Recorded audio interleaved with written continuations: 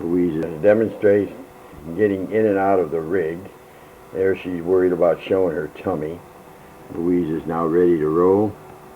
She's going to hook up the little hand, which we're quite pleased with because it allows her to do the latch pull down now without removing the bar where we had to do that before.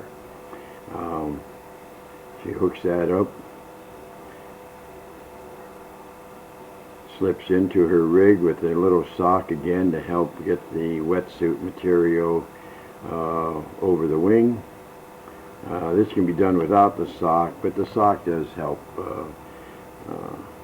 Now she gets in, and people who go wetsuit, who use wetsuits for diving and swimming, quite often use those little socks on their feet to get in and out of the suit. Now we hook up, sits down, and we should all note that the excellent form Louise uses for doing the latch pull down. It's done just about as well as you can do it. Now the Baker rig here is the modified version. Here's a shot from the rear. You can see all the repairs and modifications made to this rig with those little welds and scars and glue lines. This was about the 8th or 9th major modified change we made to the rig. Now she's going to do a cable crossover fly, and she will, at the Y here, we have a cable crossover that we're able to drop the rigs down to a shoulder height, and this is something that everybody does to get it to the proper shoulder height. She then hooks up the posterior D-ring in this case rather than the anterior, and steps forward and begins a cable crossover fly. And don't laugh at the old fat guy back there trying to get the light out of the windows. That's me. But again, notice the form Louise has here is just excellent form. She's able to do a fair amount of weight with that wing shoulder. As you can see in there, it's upwards of, I think, 30 pounds she's pulling on that.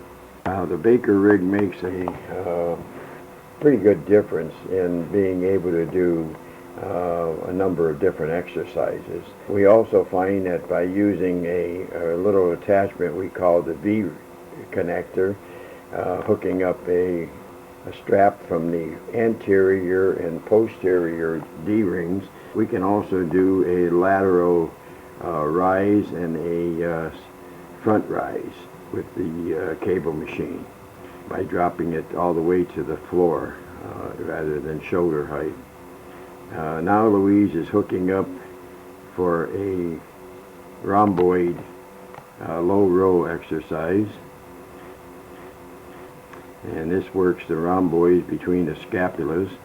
That blue attachment there is what we would consider her forearm, hooked up to the cable, and the right hand is pulling on just a hand grip attachment. Now she's pinching the shoulder blades together. There, one of the snaps just dropped in place. She is now pinching the shoulder blades so we can work the rhomboids in the back. Again, you can see the form she's got. Now she can do, aside from the rhomboids, I think now she's doing the rear delts where the elbows are raised up as nice and high as we can get them, and she's pulling back, working the rear delts. So there are a number of our exercises that can be done on any cable machine. From here we're going to go over and use a Cybex lateral shoulder machine to do anterior and medial delt exercises. And then what I also want to do to get a shot of my wing, just so they can see that it's not the most beautiful, huge monster wing. Yeah, it's a tiny little thing. Okay, she's now going to do lateral rise.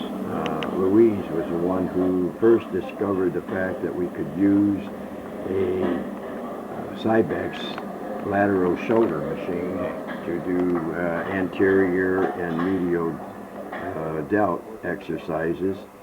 And her suggestion to try that was what really got us thinking about doing the Baker rig. Great idea to go on this. Yeah.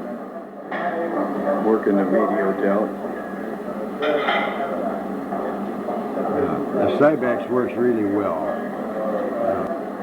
Slide a little more over on the chair.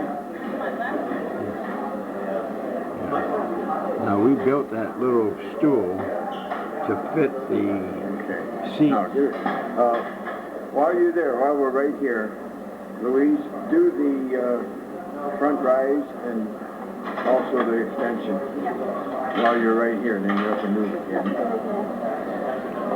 Yeah, we cut the legs off that stool so that it would fit the exact same height as the Cybex machine at its low point, which fits Louise's torso. Yeah.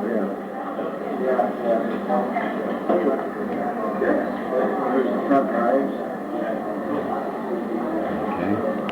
Then you can move back and do the back arm extension.